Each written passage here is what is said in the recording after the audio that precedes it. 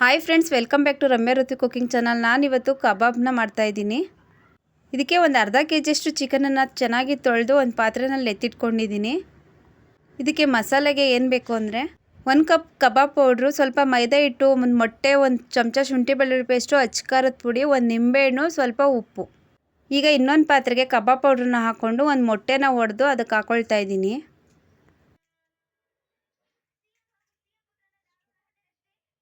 ಇದಕ್ಕೆ ಸ್ವಲ್ಪ ಮೈದಾ ಹಿಟ್ಟನ್ನ ಸೇರಿಸ್ಕೊತೀನಿ. ಈ ಮೈದಾ ಹಿಟ್ಟನ್ನ ಸೇರಿಸ್ಕೊಳ್ಳೋದ್ರಿಂದ ಕಬಾಬ್ನ ನೆನೆಯಕ್ಕೆ ಬಿಟ್ಟಾಗ ಸ್ವಲ್ಪ ನೀರು ಥರ ಬಿಟ್ಕೊಳ್ಳುತ್ತೆ, ಅದು ಬಿಟ್ಕೊಳ್ಳೋದಿಲ್ಲ ಆವಾಗ. ಇದ್ರ ಬದಲು ಕಾರ್ನ್ಫ್ಲೋರ್ ಬೇಕಾದರೂ ಸೇರಿಸ್ಕೋಬೋದು. 1 ಚಮಚ ಅಷ್ಟು ಶುಂಠಿ ಬೆಳ್ಳುಳ್ಳಿ ಪೇಸ್ಟು, 1 ಸ್ಪೂನ್ ಉಪ್ಪಿನ ಪುಡಿನ ಹಾಕ್ಕೊಳ್ತಾ ಇದ್ದೀನಿ. ಈ ಕಬಾಬ್ ಮಿಕ್ಸರ್ಗೆ ಒಂದು ನಿಂಬೆಹಣ್ಣನ್ನು ಚೆನ್ನಾಗಿ ಬೀಜನೆಲ್ಲ ತೆಗೆದು ಚೆನ್ನಾಗಿ ರಸನ ಹಿಂಡ್ಕೊಳ್ತಾ ಇದ್ದೀನಿ.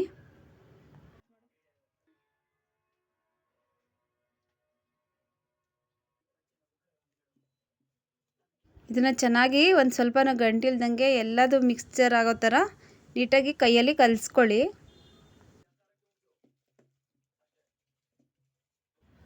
ಇದು ಸ್ವಲ್ಪ ಗಟ್ಟಿಯಾಗಿ ಪೇಸ್ಟ್ ಥರ ಚೆನ್ನಾಗಿ ಕಬಾಬ್ ಹಿಡಿಯೋ ಥರ ಕಲಿಸ್ಕೊಳ್ಳಿ.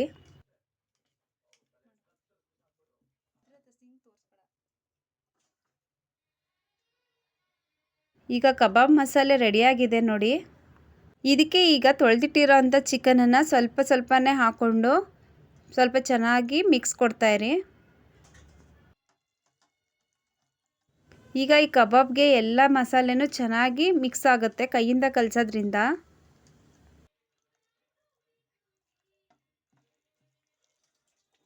ಇವಾಗ ನೋಡಿ ಫ್ರೆಂಡ್ಸ್, ಚೆನ್ನಾಗಿ ಕಲಸಿಟ್ಟಿದ್ದೀನಿ. ಇದನ್ನು ಒಂದು 15 ನಿಮಿಷದಷ್ಟು ಚೆನ್ನಾಗಿ ಇದು ಉಪ್ಪು ಖಾರ ಎಲ್ಲ ಹಿಡೀಲಿ, ಅದಕ್ಕೆ ಮುಚ್ಚಿಡ್ತಾ ಇದ್ದೀನಿ. ಈಗ ಇದು ನೆಂದು ಒಂದು 15 ನಿಮಿಷ ಆಗಿದೆ. ಈಗ ಒಂದು ಬಾಣಲಿಗೆ ಎಣ್ಣೆನ ಹಾಕಿ ಸ್ವಲ್ಪ ಕಾಯೋದಕ್ಕೆ ಇಡ್ತಾ ಇದ್ದೀನಿ.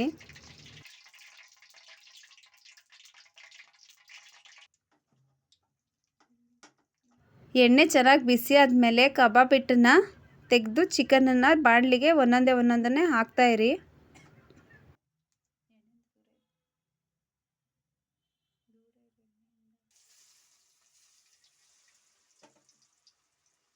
ಇದನ್ನು ಸ್ವಲ್ಪ ಸಣ್ಣ ಉರಿನಲ್ಲೇ ಬೇಯಿಸ್ತಾ ಇರಿ, ಇಲ್ಲಾಂದರೆ ಅದು ಎಣ್ಣೆ ಬೇಗ ಕಾಯ್ದಿರೋದ್ರಿಂದ ಮೇಲೆ ಬೇಗ ಬೆಂದಿದಂಗೆ ಕಾಣಿಸುತ್ತೆ, ಅದರ ಒಳಗಡೆ ಚಿಕನ್ ಇನ್ನೂ ಬೆಂದಿರೋದಿಲ್ಲ.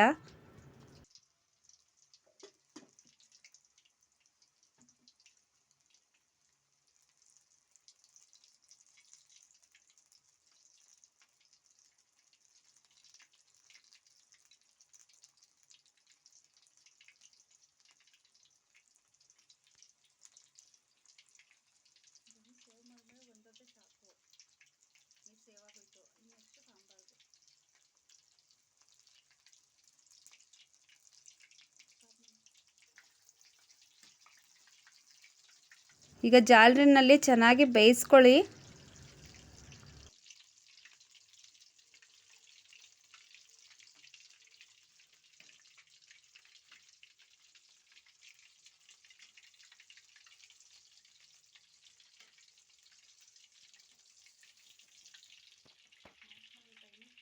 ಈಗ ನೋಡಿ ಫ್ರೆಂಡ್ಸ್, ಚೆನ್ನಾಗಿ ಬೇಯ್ತಾ ಇದೆ ಕಬಾಬು.